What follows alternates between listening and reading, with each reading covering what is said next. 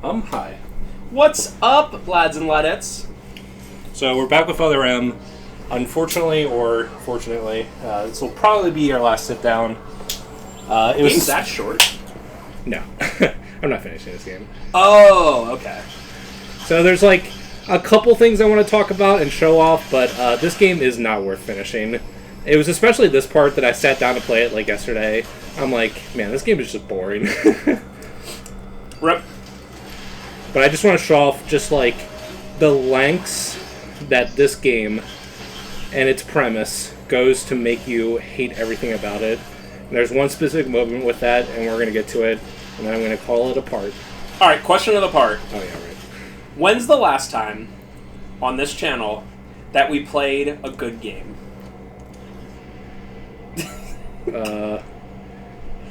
I mean, none of mine, probably. I definitely played.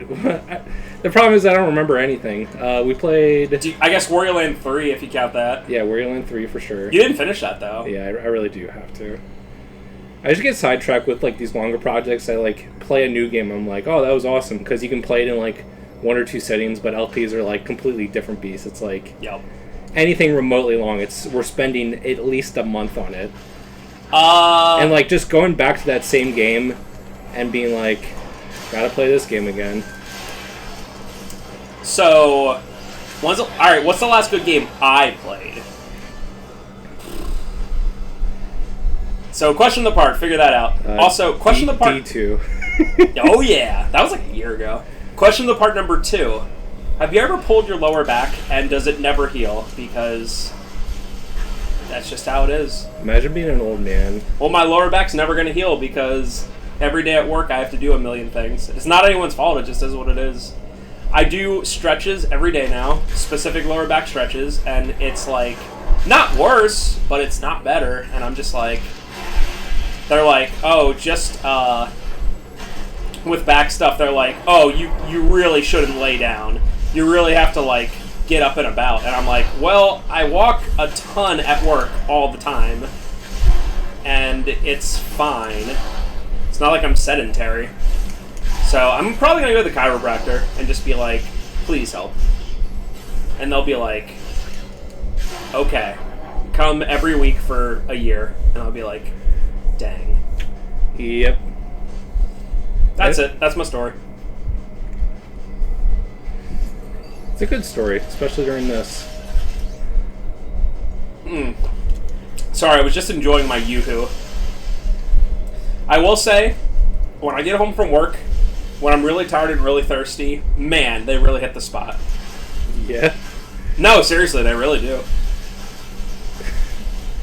I'm just glad that there's someone out there that thinks that a artificial children's chocolate drink is their go-to. I'm not saying it's my go-to. I mean, I have a 12-pack in there that's lasted how long? And I'm not trying to make fun of you. I probably have 1 or 2 a week. And then I go to my other go-to, Turkey Hill Diet Iced Tea with lemon, which I really like. That's just, I hate water. I'm sorry, lads. I drink at least 1 water bottle every day, but I hate water. Just water itself? Come on. I don't know. A lot of times I drink like meals with just water because I just want to focus on the food. Makes sense. I like the Reddit and like 4chan people who are like, you're like water only. Yeah, you're talking about like anything fun, like any food or any like beverage. It's like, oh, I like this type of beer. It's like, what? Water only. And it's like, okay. I drink water and eat celery sticks with nothing on it. It's like, okay. Yeah, and I probably drink more crap drinks than almost anyone because I have a real weakness with like fancy frozen drinks. I love like frappuccinos and like they are good, and slushies and stuff like that. This room sucks. Yeah, that's one thing I should cut out. Like, I get an iced coffee probably 3 times a week, and I get it with cream and sugar. And I only get like a normal iced coffee with cream and sugar. It's not anything like super fancy, but I really should get it with just skim milk. But I just don't want to. Life's hard enough. You know, it's like I want the cream and sugar. I could do skim milk. In fact, I've oftentimes drink coffee just black, but I don't feel like it recently. Yeah, you have to be in a certain mindset. There's some times that I really like the bitterness, and then other times when I'm just like drinking like just a straight black iced coffee. And I just recoil. I'm just like, oh god, I don't want this right now. Probably once a week, I send Nate or Scott down to Java Teas, and I get that what do they call it, Javachino, and that thing is like pure sugar. Yeah, but I'm like, don't care. It's like 10% coffee, 50% cream. Yeah, 40% I love sugar. when people are like, I love them though. I love coffee drinks Javachino, and it's like, it's fine, it's great, I love them, I do, but it's not coffee. It's not like, I'm a coffee drinker, you know? Like, when people get Starbucks and they're like, can I get a venti, and they like, add, if you have to say like, if you have to say 4 adjectives for your coffee, it's not coffee anymore. It's just a frozen drink, and that's fine. It's a frozen drink with some caffeine. Hell, I think that the iced coffee I get with cream and sugar isn't even coffee at that point. If I was just like, can I get a nice coffee black? I'd be like, that is iced coffee. That is coffee. Maybe with some like skim milk or 1%. Yeah. I think my favorite way to drink coffee recently is just, I don't really like cream or milk that much anymore. I usually just drink it black with some sort of sweetener. But I do like it, not like candy sweet, but decently sweet, you know? Yeah. Why am I even doing this? This is for a missile tank. Ooh, look. Yes! I love I love when people do, like, Starbucks orders just to, like, I guess troll themselves or whatever, and they'll, like, order, like, the craziest, longest thing. And you'll see, like, the picture of the order, and it's like, what the heck? It's like 10 pumps caramel, 10 pumps vanilla, 10 pumps sugar, and you're like, oh my god, please. I feel the diabetes coursing through my veins. And diabetes goes in our family, so I have to probably watch out for that, I guess. Luckily, I don't smoke, so that's another thing that goes in our family, but luckily, I'm not Michael Kenny, Mr. 2 packs a day. But when cigarettes are so cheap in Omaha, Nebraska, how could you afford not to smoke? Yeah, okay. No. I was just making sure. I was like, is it some sort of weird state thing?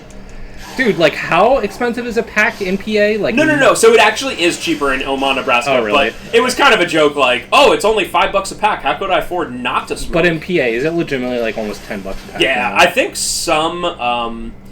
I think like $8 to $9 a pack is like the bare bones cheapest, like the Sam's Club of cigarettes, and I don't know what that is, you know, but like a normal pack is like definitely over 10, and some people literally do 2 a day.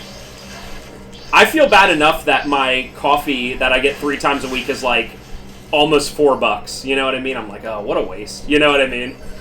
But I could never be a smoker because I'm just too cheap. It's so expensive, especially since, I don't know. Is there any like smoker that like takes a pack of cigarettes and is like, yeah, I don't know. It just feels like they just do it just to get the nicotine more than enjoying it. Mostly, yeah. Someone I used to work at the last place I worked at would like inhale cigarettes in like 15 seconds. They were just like, and I was like, did you even like? It's like if when someone eats fast, you're like, did you even swallow? You're like, did you even inhale that in your lungs? It's like, bruh. Gotta get all that smoke in my lungs immediately. Yeah. What was I gonna say? What an interesting room. I really like how this game is designed in 3 ways, where it's mechanical, generic corridors with ice, and then with lava, and then with, like, foliage. I guess... Really inspired. I guess if I, rolled my own cigarettes, then I would, like, be forced to, smoke, because that's just cheap at that point. Yeah, you gotta save money. You should start smoking cigarettes and being like, look how much money I saved, actually. Well, I mean, and you know, those awful those awful filters, you know? Like, why the heck would I want anything filtered? You know? I can just have, like, raw tobacco. Yeah, it's the cheapest.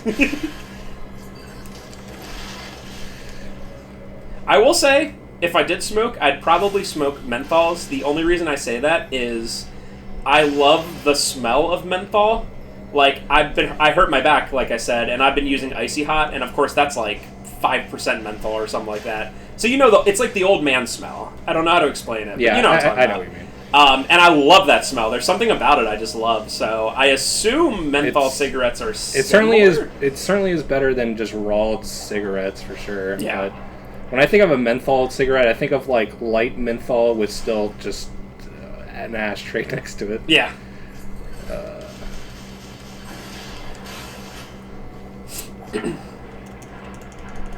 So, this is the last thing I'll say about smoking stuff.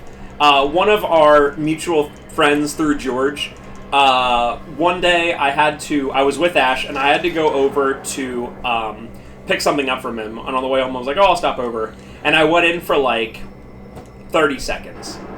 And he smokes inside his house, which is not super big. It's like a normal size house. And I was in there for 30 seconds, and I picked up the thing, and I came back out, and Ash was like, did you smoke while you're in there? And I was like, no. And I smelled my clothes and stuff, and I was like, oh my god, I smell like an ashtray. I was in that house for less than a minute. Yeah, I mean, the ash and everything has probably just covered everything. My sweet god. It was, and I was like, oh my god. And you, like, yes, you smell it when you're in there, but once you leave, you don't smell it on yourself. But then I, like, really, like, you know, noticed it and was like, oh my god. And that's why if I ever had a place that I had to rent out, I would be like, guess what? No smoking. Yeah, no smoking, no pets. I don't want your cat marking its territory while you smoke inside it. The problem is, like, I would want to be like, you can have a pet.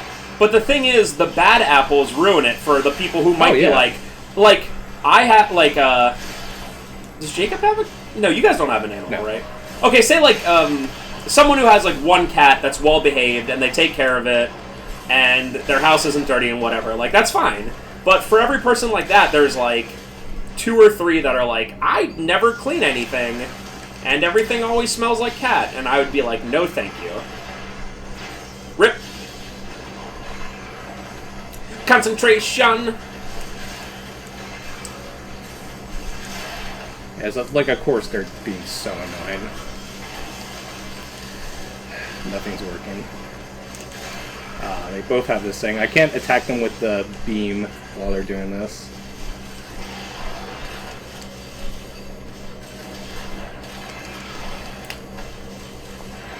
Oh, when they're... yeah. Nice!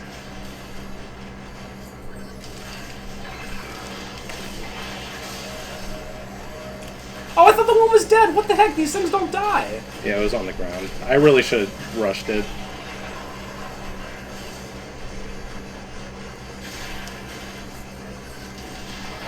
Dang, are enemies legit this annoying in other Metroid games? Like, good lord. It's only this game. Work. Thank you. You have to do that dodge by waggling the Wiimote, so every time I have to do it in a do-or-die situation, I'm just like, please. Okay. Oh, no. Okay, can't do that. I need to refill my missiles.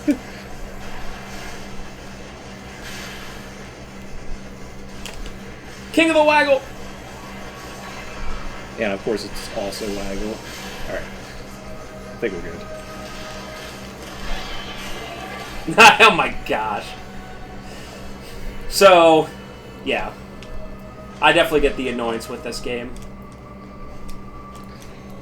I mean, I did that terribly. The problem is that everything is so... Because you're just using one Wiimote, you have to do so many actions with Waggle. And when you're not in, like, a perfectly situated room, like, I'm sitting an angle away from the sensor bar, and just there's so many things that could go wrong. Alright, we need the speed booster. Hopefully, it just comes to us. Oh, Adam.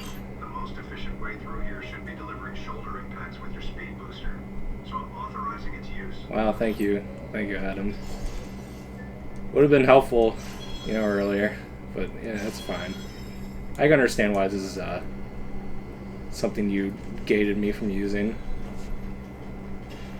Speed booster is also really limited in this game. It's like cool, I guess, but whatever.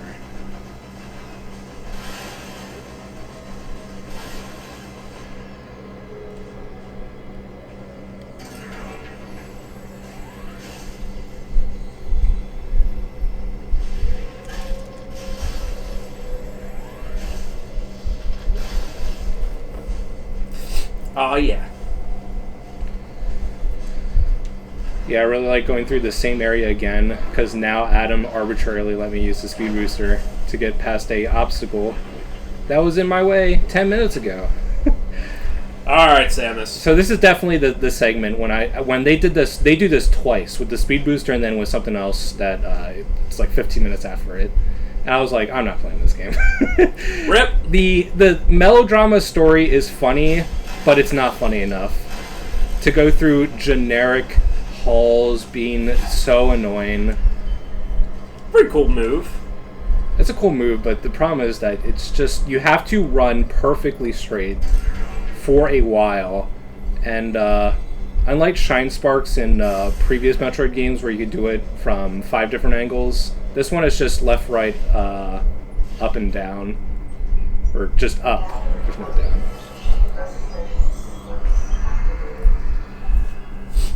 Well, I'm sorry, Samus. We'll never know what happens to you and Adam's love.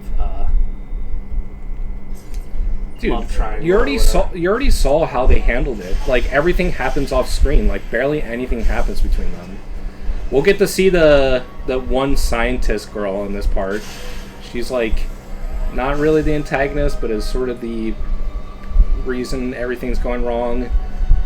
But the main problem with this plot is just that everything is just a recycle of previous Metroid games. Being like, oh, Metroids are back again. Oh, it's this thing that you remember from Fusion. Remember Super Metroid? Remember Super Metroid? No, I don't. I watched Trevor play Super Metroid, though. Does that count? Yeah, Super Metroid is a great game. Wish they would have moved past it.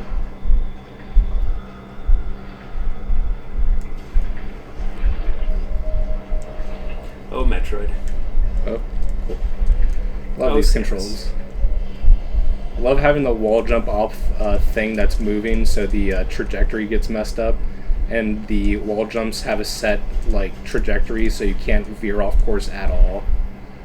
It's very awesome. This game's amazing. Sounds to me like a young man has to get good, as they say. Get good with NES controls and auto everything. Don't you love that when you disapprove of or disapprove of a game and you're like, whether what you're saying is real or not, and they're like, you're just mad, you're just bad. It's like, okay. Oh my god, dude, I hate this game. Oh, I found out today. Did you know that Kuon is legitimately almost $1,000 now? Yeah. That's insanity.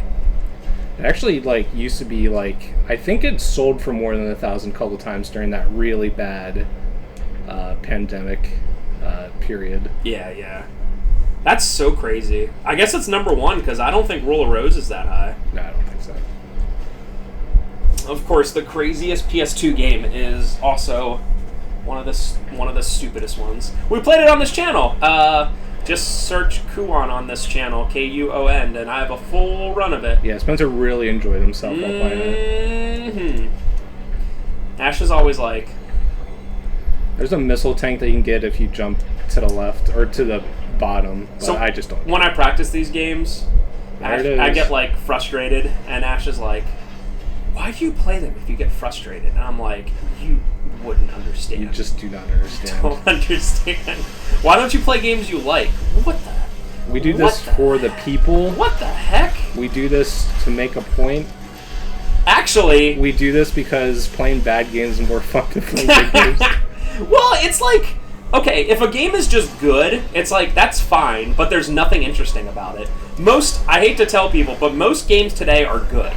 Like, they're good, not great, not bad. We've talked about this before. A lot of AAA titles are, like, good. Like, the Far Cry games, they're good. The Call of Duty games, they're good. You know, they're not great, whatever. So, it's either pick great games, which I've done a lot of my favorite ones. You know, Brave Fencer Musashi, Mario RPG, stuff like that. And there's also the really bad ones, and those are fun to talk about. Now, however, today, in about a half hour, I will be starting probably the most Kino game that we've ever played on this channel, and it's called Raw Danger. It is the sequel to Disaster Report, which we also played on this channel. Look that one up. And I gotta tell you, folks, I've never been more happy to play a video game than when I popped in Raw Danger and was like, look at this. So there is hope in the world. There's hope in the world. And I think there's more Disaster Report games, but I think they're only in like Europe. So Chaboy is going to borrow George's. I think George has a unlocked PS2. What do you call it? Like region hacked or whatever. Jailbreak. Jailbreak, yeah. I know that Disaster Report 4 definitely came out for Switch because I have a copy of that. Oh, sick! Did it really? Yeah. I don't know if it came out for a real system. That'd be nice though. A real system. You know, that reminds As much as I like collecting weird ports on the Switch, they always run like complete garbage. You know, that reminds me of? Hey, I got remothered Broken Porcelain on the Switch for the heck of it. Let's play it. Oh. Yeah, literally just a dumpster fire. Oh, wait. We can, let's do the update. Let's see if it's any better. Oh, it's not at all. Okay. That teaches me. From now on, I'll get Switch ports just to be like, I got the Switch port, but if I want to actually play the game... If it's like an indie game or like a game that like they really like went out of their way to make the Switch version good. It's not like the Switch is like a bad system. Well, I mean, even Bloodstained was like poorly received on the Switch. And it ran great on the PS4. Yeah, but I will say that Bloodstained was a Kickstarter with not much money. So the Switch version was probably just the last on the list of optimizing. Yeah, it makes sense. It was probably like PC first, then PS4, and I would even say that Xbox One's probably easy if you do PS4. Yeah. I hate this game so much. Fight this guy that you fight 5 times, and do it again in this different arena, and you can't progress forward because you have to do it.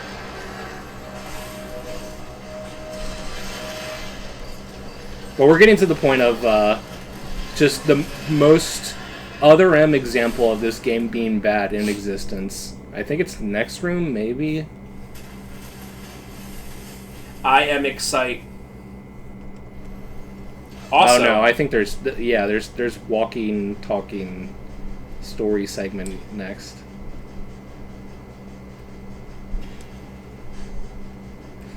We about to find out. It's especially because whenever I have to play this game, I basically have to play the game twice. Because you have to understand the game, and sometimes I do it a third time, because, like, you play the game, and you just learn it for the first time in, like, one sitting, and then you have to refresh your memory every week, and it's like, okay, that's the second playthrough, and then you actually play it for the third time. It's like, I'm not putting myself through this for other M. Okay, so Raw Danger was the sequel. A second sequel, Zetai Zemusi Toshi 3, okay, was released for the PSP. This game was not released outside Japan. A fourth game, Something Something Summer Memories, was scheduled for release on PS3. However, the game was canceled. So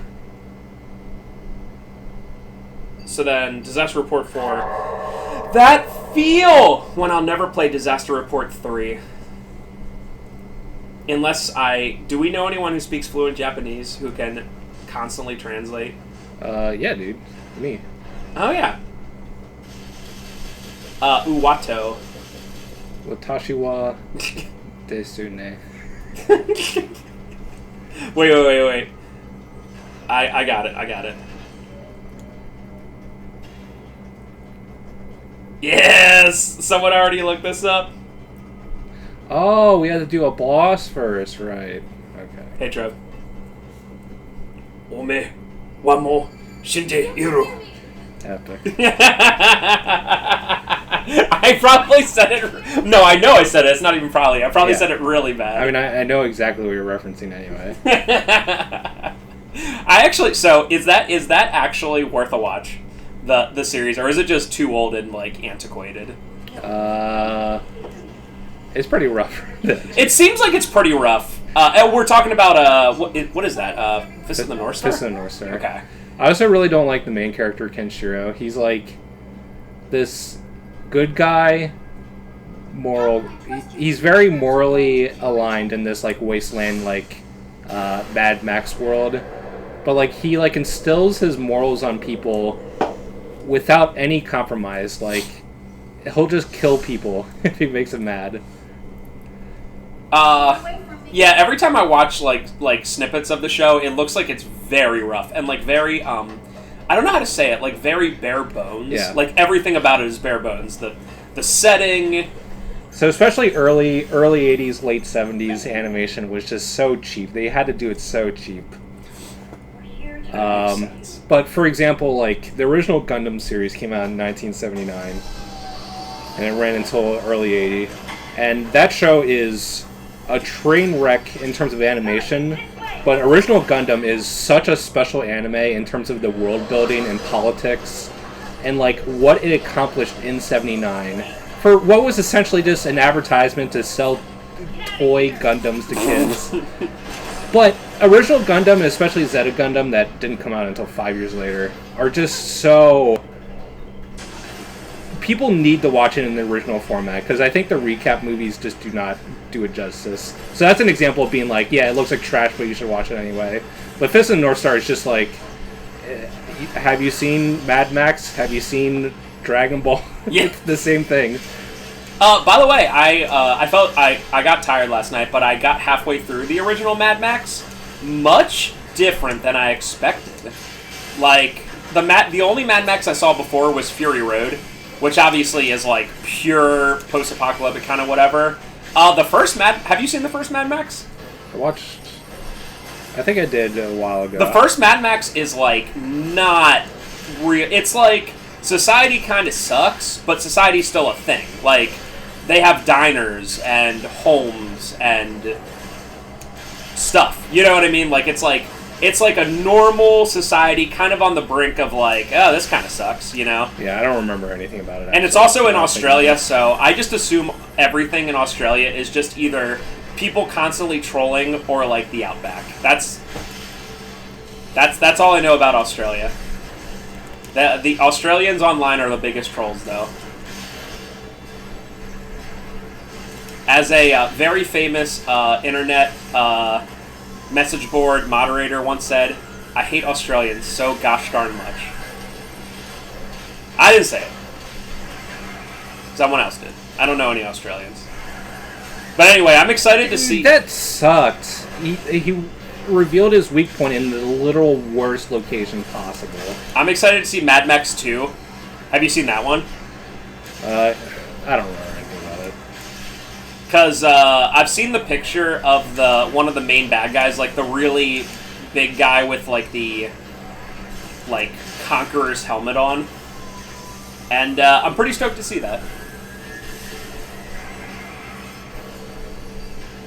My weak point.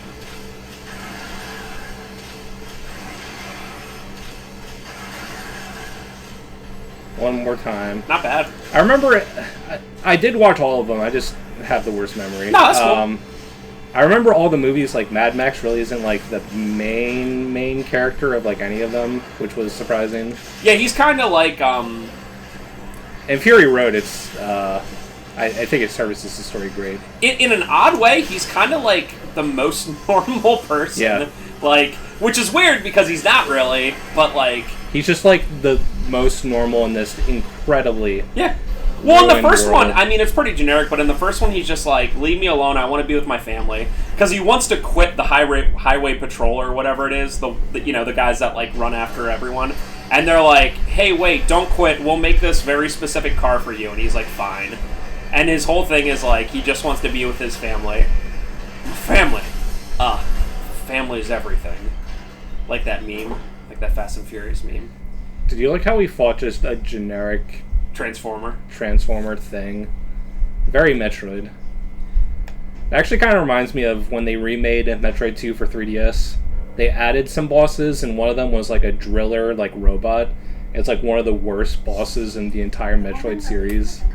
And it's like, good job. You had one chance to like add like 1 or 2 good bosses, and you added this. I feel like all the bosses in previous Metroid games were always bio, like not androids or not, you know, living things, right? Ridley and the big fat thing in Super Metroid and Metroids. Samus, the wavelength of that monster's cry is driving the other creatures into a frenzy. They've grown markedly more aggressive. It appears to be hiding in Sector 3 now. Take the elevator ahead of you to the main sector. That dang thing. From there, head to Sector 3. Yeah, go back to this sector to find this generic enemy that has no relevance to anything. Gotta take it down. What did he say about the plasma beam? I wasn't paying attention. Oh, I didn't. I just heard that you have to go to Sector 3 to take down that stupid It literally said it on the screen, but I guess neither of us can read it. Oh, I remember the last really, really good game you played, Dino Crisis 2. Yeah, Dino Crisis 2 is a fun game. That was good stuff. A game I never gave a chance, and then I finally gave it a chance, and I was like, pretty good. Oh, dude. Now that PS1's so crazy, I bet that game's like $100. I think it is, actually. Because Dino Crisis 1 has to be like $50. I don't remember the last time I've seen it. So I think the major problem with Metroid as a series is that you always need to recall the same things over and over. It really reminds me of Alien in this way, with like the xenomorphs, where they have this potentially cool universe, but everything has to lead back to Metroids and Planet Zebes and SR-388, which is the Metroid homeworld. No, that's the Planet Metroid one. I only remember this stuff, and I love these games. And you bring back like characters like Ridley and Kraid, and it's just like they're just generic monsters that were like, it was a cool fight. I assume they have some sort of bigger picture in the universe, but do you need to bring them back every single game? And like I remember people for the Metroid 2 remake on 3DS being like, oh, the ending boss fight was awesome, and it's just Ridley again. I'm like, does Ridley ever die? I've done this before. Ridley does die, and it's like, so in Fusion they bring Ridley back by having him like flash frozen in one of the sectors, and the X absorbs his DNA. So that's a very convenient excuse to bring him back. Okay. I think he dies.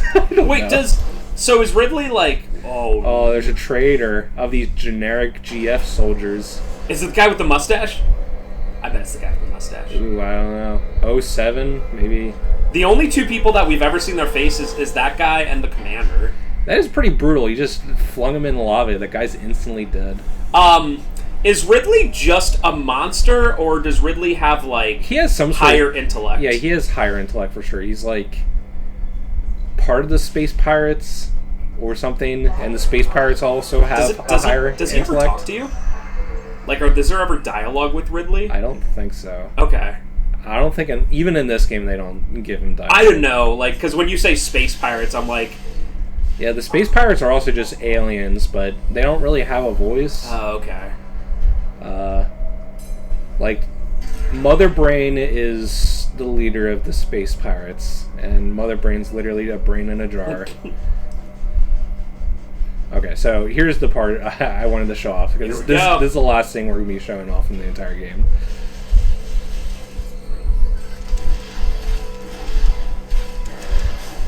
Just die. Dang! I don't want to fight these things.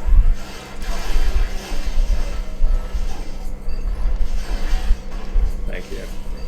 Yeah, since you can get your missiles back at any time, it just seems like they're weaker than they've ever been. It's one of the things where this is definitely the Team Ninja expertise coming through. These enemies are super aggressive. But there's certain things about this game, just plain, it plays like an NES controller, so everything's automated and on rails. And you have these just awful environments, and everything you can dodge just by pushing the D-pad instead of anything. Like, it kind of reminds me of Metal Gear Rising, which is a decent game, but I remember the parry mechanic being absolutely brain dead. You just flick the analog stick vaguely into the direction of any attack, and you always deflect it, no matter how off your timing is. And it's like, well, this makes the game play itself.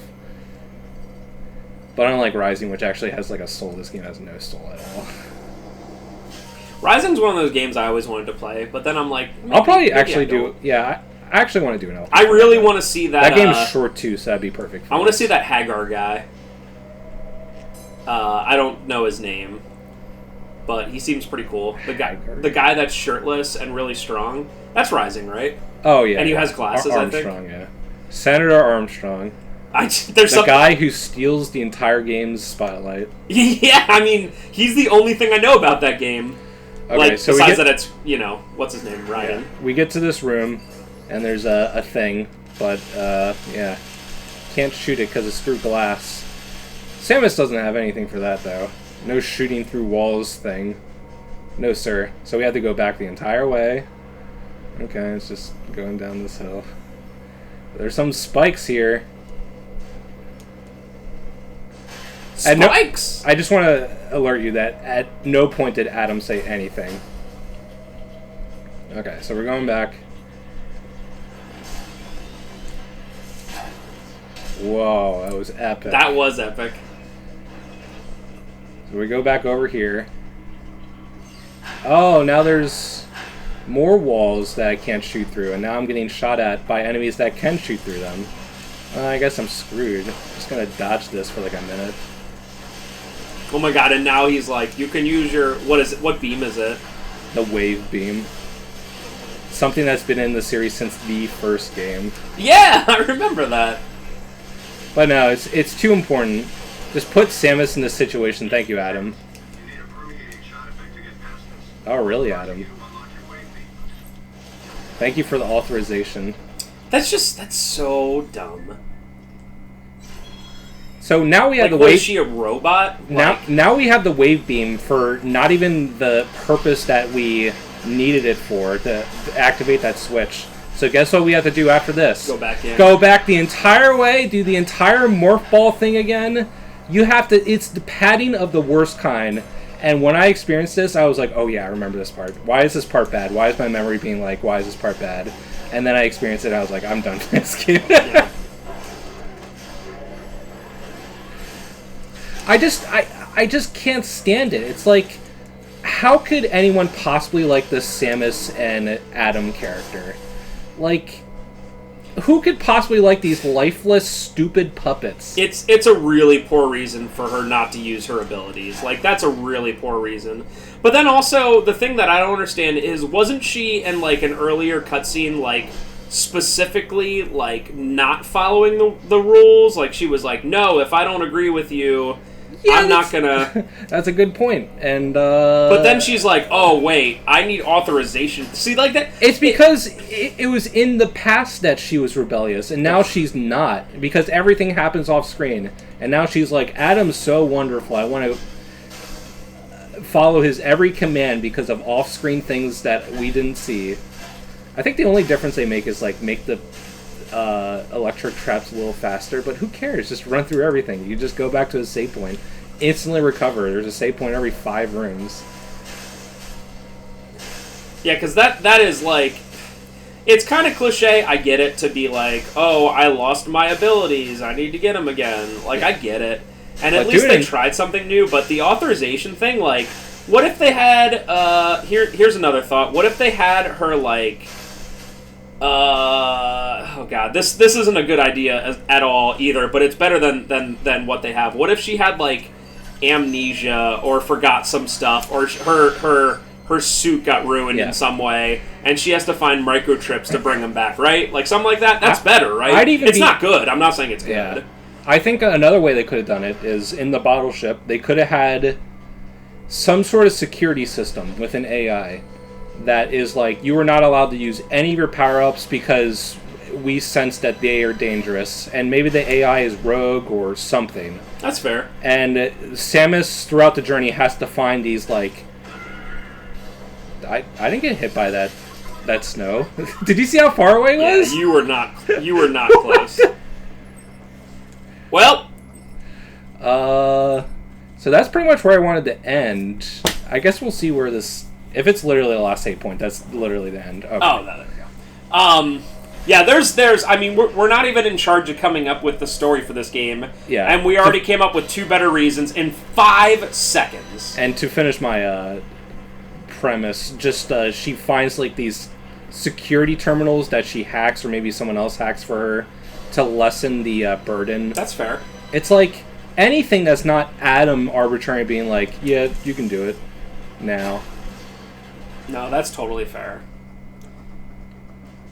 So, I mean, yeah. I'm not even a big fan of the... I don't care about the Metroid lore, but even I'm like, man, why would Samus just take this stuff lying down? Makes absolutely no sense. Can you remind me what the reason that she's doing here, like, in the game anyway? She just picked up a random distress signal called the baby's cry or something. Oh, that's right. Yeah. Because it's motherly. Got it. You get it? Mother. And it was just pure happenstance that she's on this bottle ship. It's just random distress call. The baby. Got it. And just Adam just happened to be here by chance. Yeah, I honestly... I mean, I haven't been super paying attention, but I honestly forgot what the rationale for this game was. Meow. I will say the one thing that I do like that they kept over is all the beams stack on top of each other. So the wave beam still has the properties of being ice, too. And that's something that the Prime games have always kind of suffered from. Prime 3 kind of did it where all the weapon ups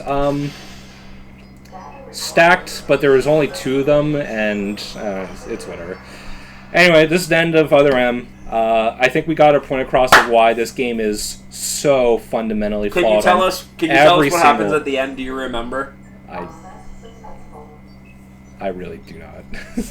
that blonde-haired scientist girl. Hold on, I got this. Does something. We're just gonna read the plot synopsis real quick for the people out there in YouTube land that are like, I'm invested. I know, like, a big creature is like the end boss, and then the bottle ship explodes. Okay, tell me if I'm not far enough or too far.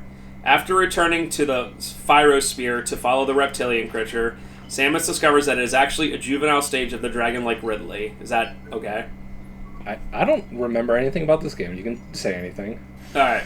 Anthony draws Ridley's attention and challenges him, but is seemingly killed. Samus fights Ridley, who subsequently escapes. Samus leaves the Pyrosphere and realizes she cannot contact Adam.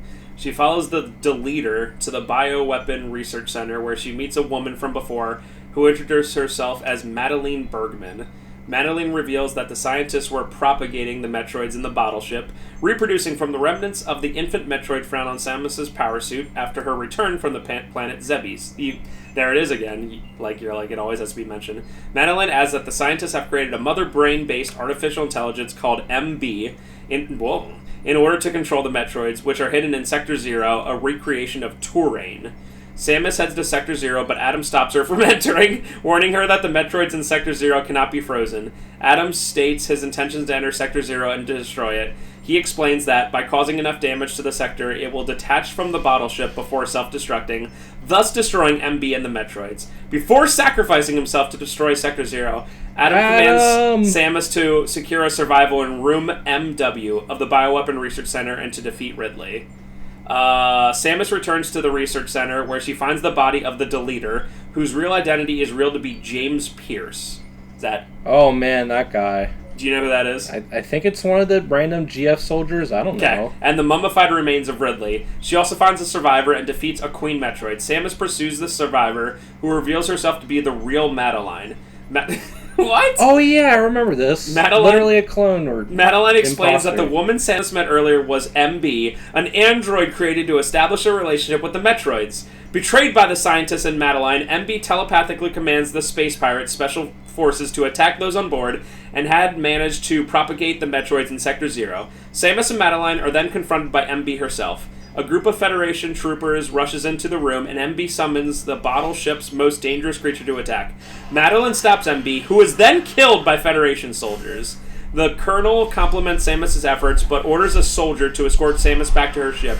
The soldier reveals himself as Anthony, the only surviving member of the 07th platoon. Samus, Madeline, and Anthony leave for the Galactic Federation headquarters in Samus' gunship. Days after the incident, Samus returns to the bottle ship to retrieve something that is left there. After battling Fantoon, one of the monsters Samus has fought on Zebes, again, they're like just bringing back. She arrives at the control room and discovers Adam's platoon helmet. The bottle ship self-destruct protocol is remotely activated, which an armorless Samus escapes with Adam's helmet. The end. So there you go. That's the story. That's the reason why I don't remember anything about this plot. It's just rehashing everything about Metroid, and nothing happens other than, Adam, random scientist who is an android. Adam! Like, if anyone listened to that plot and it's like, it's just literally things that just happen in Metroid again. It's like, that's why this game's so boring and bad. Yeah, that just sounded to me like a bunch of just things happening. Yeah, and there's some more callbacks, like, there's a nightmare, enemy from Fusion that just comes back in this game. It's like, remember this guy? Cool. He's a boss this time. Well, we're going back to better games next week, so we'll see you next time. Thank you for watching. Have a great day, and don't play this game. Probably.